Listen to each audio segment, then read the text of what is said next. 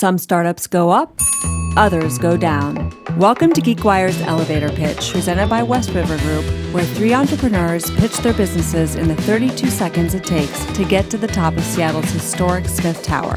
We'll hear from three startup founders as they pitch their emerging businesses to our panel of leading investors and entrepreneurs. Let's meet our judges. Anthony Bontrager, a longtime entrepreneur, media executive, and venture investor who enjoys working with startups as managing director of West River Group and cycling throughout the Pacific Northwest. Maria Colacurcio, CEO of Syndio, mom of seven, and fitness enthusiast who is committed to embedding workplace equity into the fabric of companies around the world. Kirby Winfield of venture capital firm Ascend. He's a Seattle entrepreneur with 2 IPOs and 2 exits under his belt, and counts more than 80 startup investments to his name. The clock is ticking. Find out which entrepreneur has what it takes to make it to the top. My name is Erin Quick, CEO and co-founder of PairTree. Welcome to Smith Tower. Going up.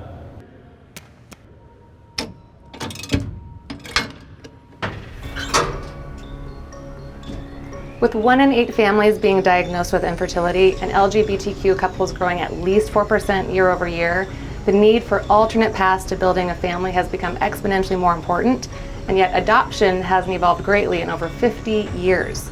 Not anymore. PairTree is a digital platform that provides all the services needed to navigate private domestic adoption for a fraction of the fees without the long timelines, old analog process, and discriminatory practices.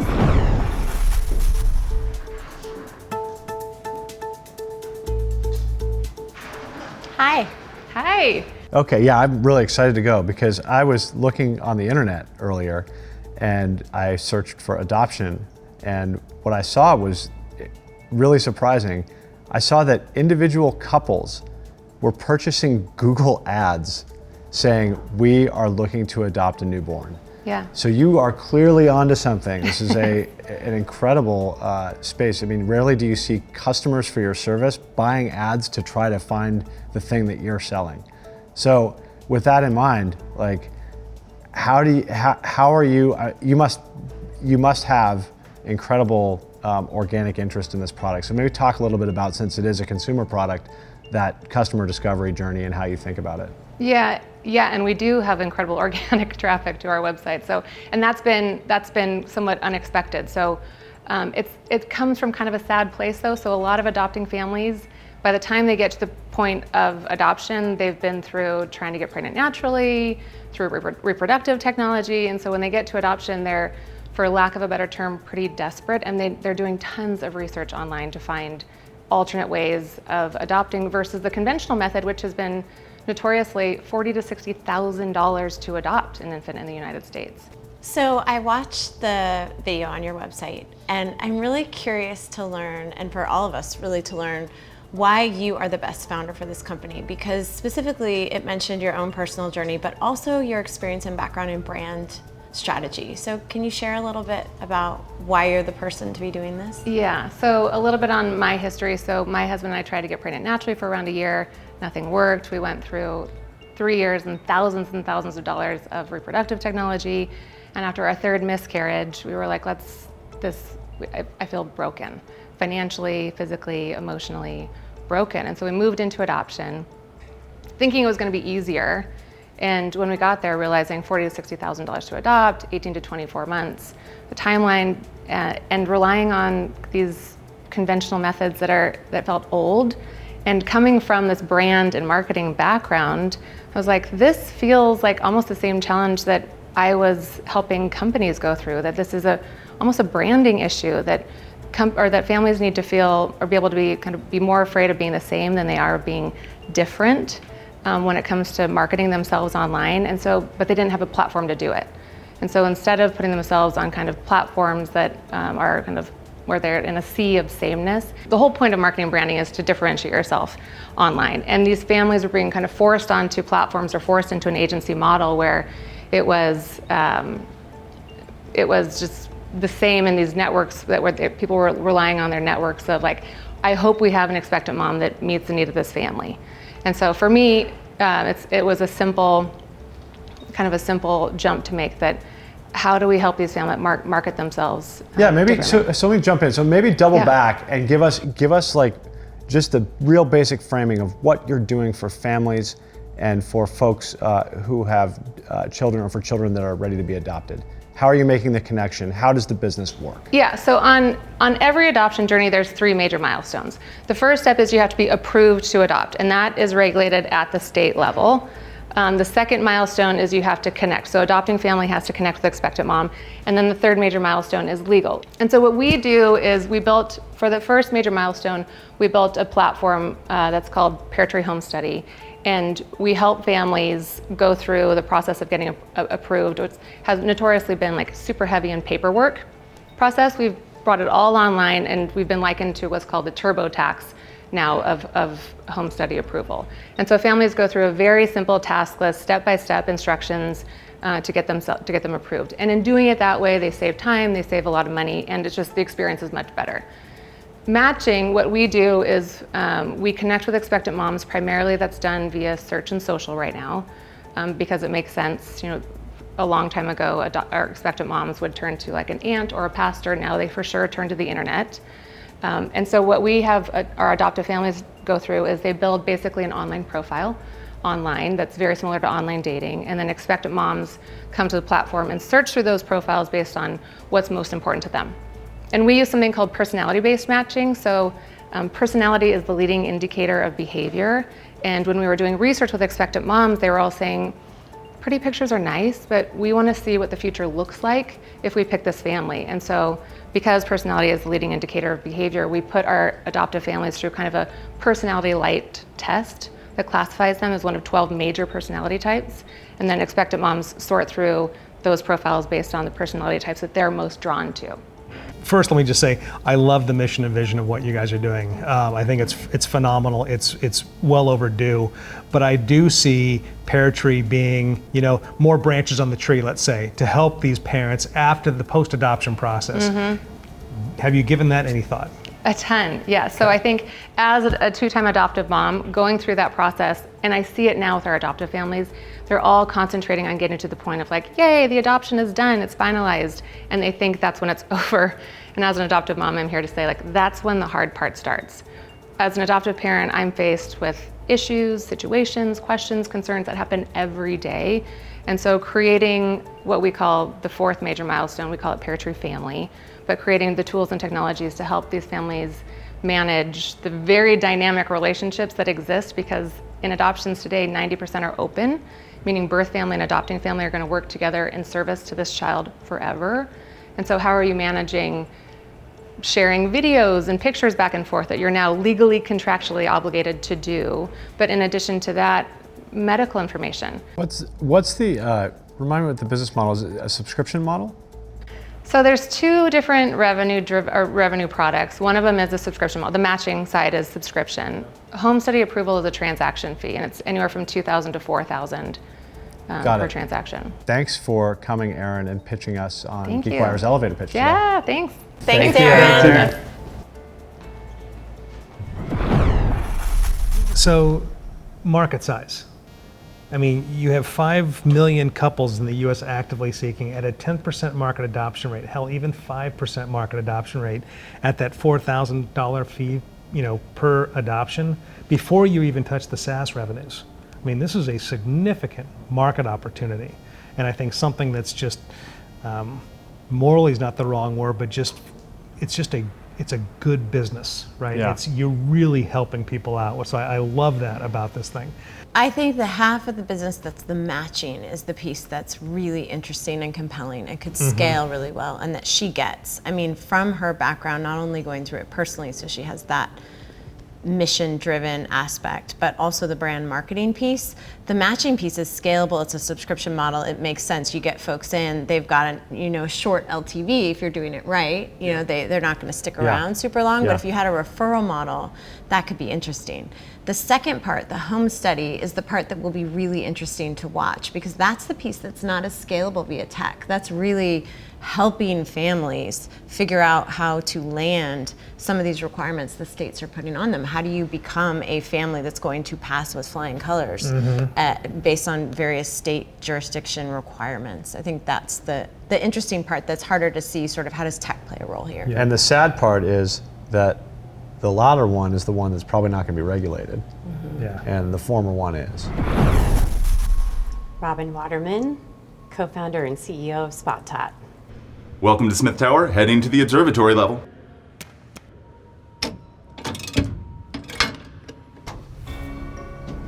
Anyone can relate to the feeling of sheer panic when a child in your care suddenly disappears, even for a minute.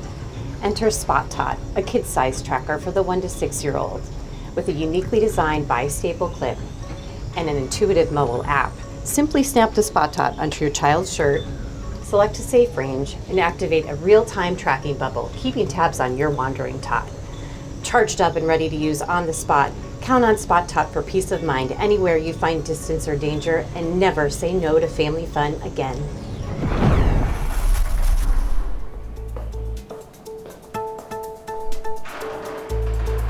So I have 7 kids. So Wow, I have 3. this speaks to me, and I understand the exact emotional pitch you made at the beginning in terms of that visceral fear.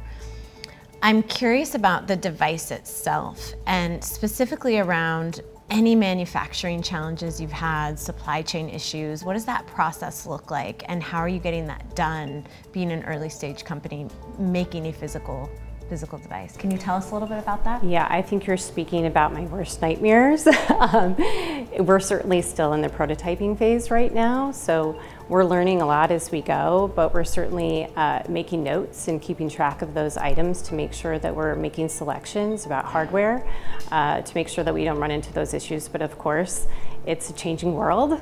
There's all kinds of things going on out there. We're paying attention. So as of right now, we're not aware of those, but I wouldn't be surprised at some point. But we will be keeping track, and we will be pivoting as we need to. So I'm, a parent as well, and my daughter Kate actually has Down syndrome. As a parent of a child with special needs, I see this as, a godsend, and frankly an urgent problem that I wish I had a solution for when she was younger. How do you think about your go-to-market, and I'll connect the two things in a minute, but because it's such a broad solution and your potential market is so gigantic, you would seem to want to segment it down to a community or group of people who might really have a need for the solution. The special needs community might be one. There might be others, but I'd love to hear your thoughts. Yeah, I think that's a great point, and it's certainly something where I have seen a couple of trackers out there that do that relatively well right now, that are particularly comprehensive and that follow kids all day long, and I will say that those seem to work pretty well for those solutions. Okay. I will say that this product I see as a more specific issue. This is for the everyday American that shows up at the park, the beach, the pumpkin patch. Name your top 10 family fun activities to do. There's those families in those communities that are looking those things up to do on the weekend. And they're taking their mobile toddler, their preschooler there, and they're panic stricken. Because there might be a beach with a water hazard nearby. There might be a park with, a very busy street. And so they're looking for something that's quick and easy, something that you can truly just open up, snap on, and use. The app that we've designed has 2 screens. It's basic settings, and then our user tracking settings. My son's a lot older, and there's parts I'm not sure I want to know where he actually is right now. I hear you. The apple doesn't fall far from the tree, does it? I won't say that in public, but yes, probably right.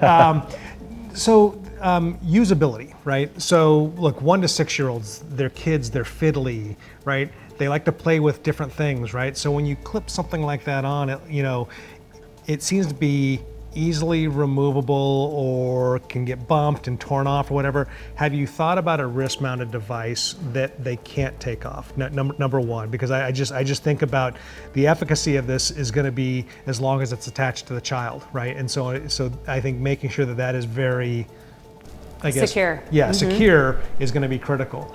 And then second, the use cases that you talked about previously were really about the parents taking the kids to the park, going for a walk, etc.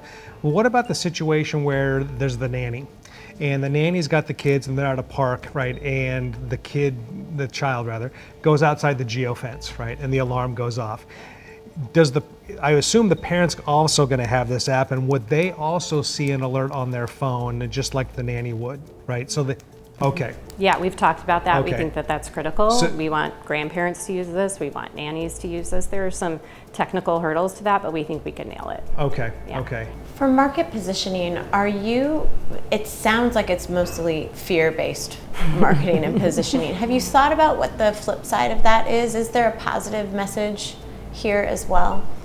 You know, that's a really good point. And it's funny that you say that because I think about it all the time. And I think, the peace of mind isn't necessarily a negative, way of thinking about it. It's a way of actually being able to enjoy an activity with your kids. I think about fear and anxiety, and we are living in that world right now. So I do think that you're making a good point that we could definitely think about how can we spin that? How can we make it a positive message? And I think allowing yourself to have a joyful activity with your kids every weekend because you have peace of mind is positive. Great. Well, thank you so much for coming to pitch to us today. It was Thank great to you. hear from you. Thank you. Appreciate your time. Okay, so my question is, what are we afraid of? In this scenario, are we afraid of abduction? Is that the big thing here? Is it they get out of sight and then they get hurt? I mean, asking earnestly, like, what are we afraid of? Because to your point, if it is my child will be taken, they can take the thing off and I think it's, get rid of it. for me, I don't even think it's fear as much as it is the moment. Yeah, well, no, it's just the moment. It's the moment where you aren't sure. Yeah. Right? And I'm a reasonable person. Like, I know the stats. Like, kids, knock on wood, not going to be abducted. It's much more likely that they'll fall and hurt themselves or something else. But the point is that you have that moment where you're supervising a child where they're out of sight for a minute. Happens all the time. But like, rather than be like, oh no, they're out of sight, now I have to go do the thing, I can just go, oh no, they're fine. Yeah. Get back on my conference call. I mean, that to me it's a convenience, not a peace of mind. not a safety Yeah. thing. Does that make sense? Yeah, so it's like she was saying kind of at the end, it's not necessarily the opposite of fear, it's the peace of mind piece. Yeah. But the convenience aspect, I think, is what you're calling attention to. Where I struggled with was just the device itself and the pricing model. I think it's fairly one-dimensional in terms of just simply being a tracker. You could, candidly, you just put an AirTag on your kid someplace, right? And now you're connected to the Apple ecosystem, right? Right. So you've got a mountain to climb on that piece as well. I think there is some really cool things you can do with child trackers that I think they could bear exploring for them. Kudos to her for kind of being able to stand it up and credibly address it, and it does sound like she's got good initial traction. So Yeah, agreed. Hi, my name is Ashley Michael, co-founder and CEO of Welcome Home. Welcome to Smith Tower. Next stop, 35.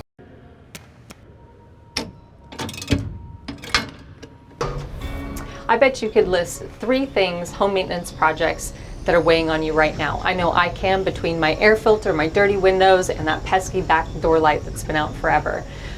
Welcome Home will be your dedicated house manager to take care of those tasks for you. In just one simple text away, your home manager will handle all the schedule with our vetted, trusted service professionals. Get welcomehome.com.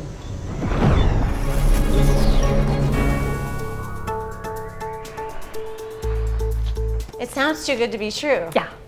How does it work? What's happening behind the scenes, behind the text? So we have a great list partnership with our vendors, and we are able to seamlessly communicate with our clients. What are your needs? What do you need today? Is it plumbing issues? Do you have electrical issues? And then we're able to communicate and get our trusted service professionals out there within 24 to 48 hours.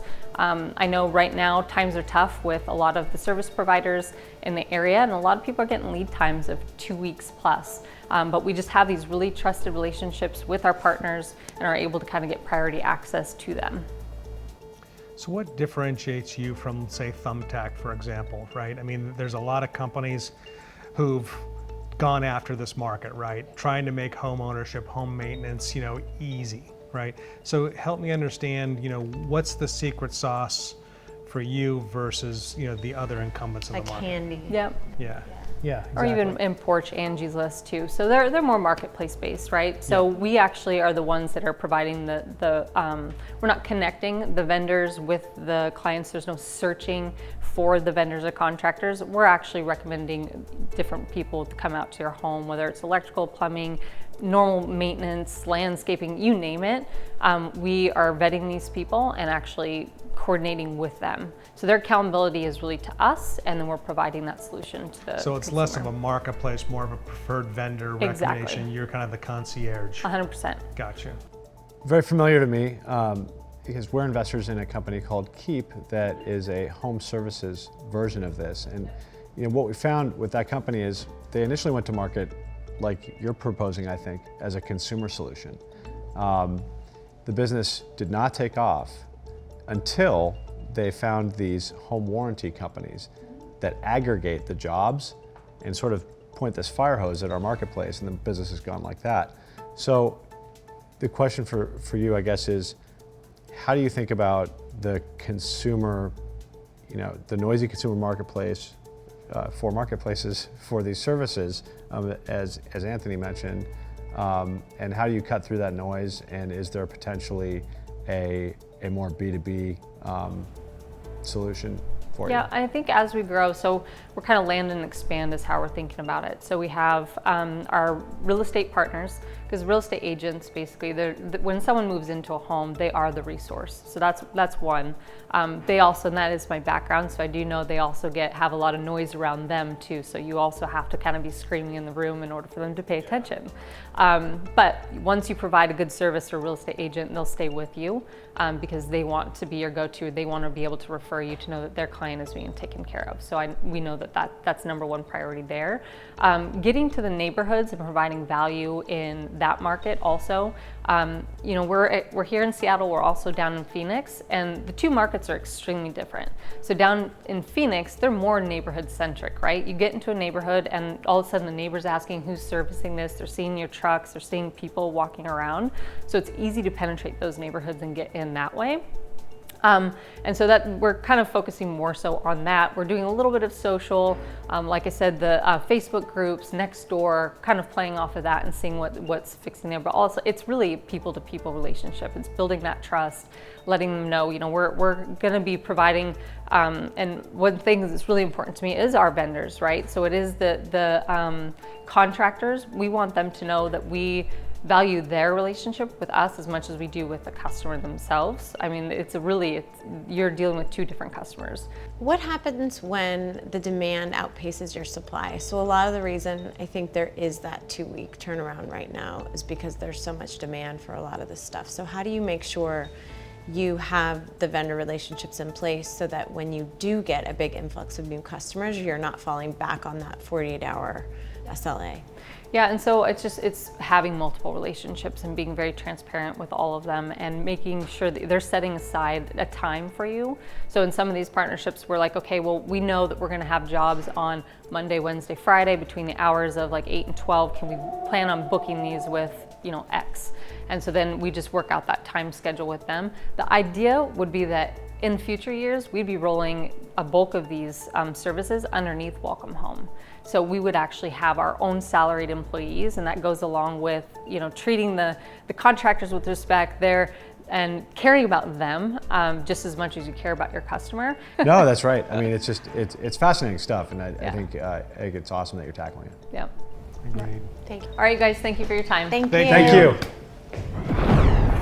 It's funny because it just this one resonated so much with me as an investor in Keep, where they literally had a similar inspiration story and went to market with consumers and like quickly pivoted to B2B. I don't know how you get to positive unit economics with a business, because it's essentially a services business, augmented by a tech stack that's basically text driven. Not to take anything away from the technology that they've built, but it's a hard business. We try Handy all the time, and a lot of times whatever's scheduled, you schedule it 2 days before and the day comes around and it just gets canceled for no particular reason, and it's tough to get it rescheduled. Another interesting avenue, I think, could potentially be around some of these high-priced white glove furniture or appliance deliveries, where the delivery date, once you decide I'd actually like help putting this together, gets pushed out another 3 weeks. I mean, there's got to be something there where potentially she could find a channel. In Major Domo, sort of house manager, as is the name, it's great in theory. Be great if she could make it work economically.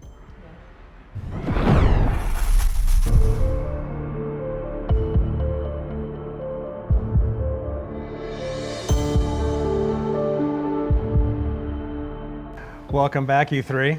Thanks so much for your presentations today. They were all really, really good. We got some good feedback for you all. So to kick it off, we'll turn it over to Kirby. All right.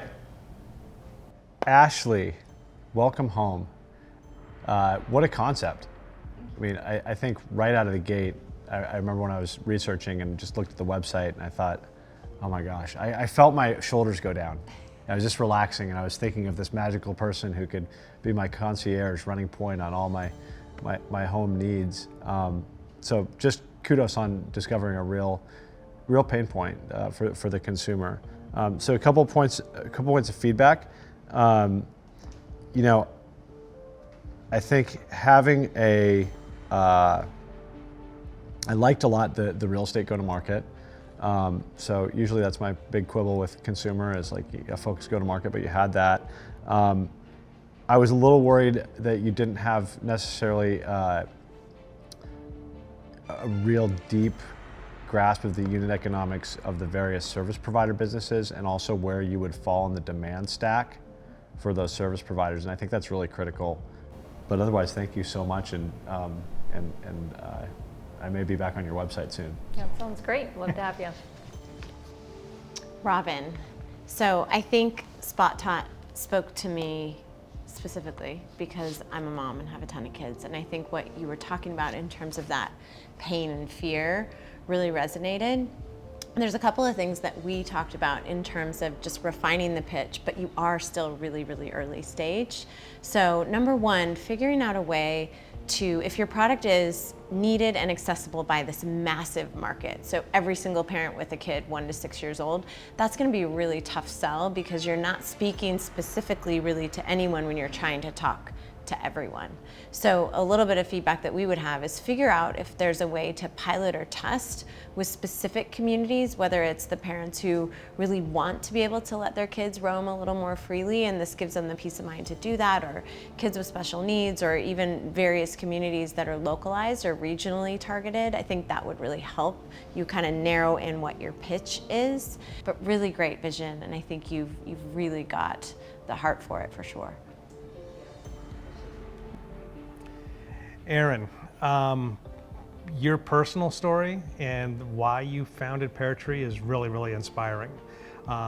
We're all parents.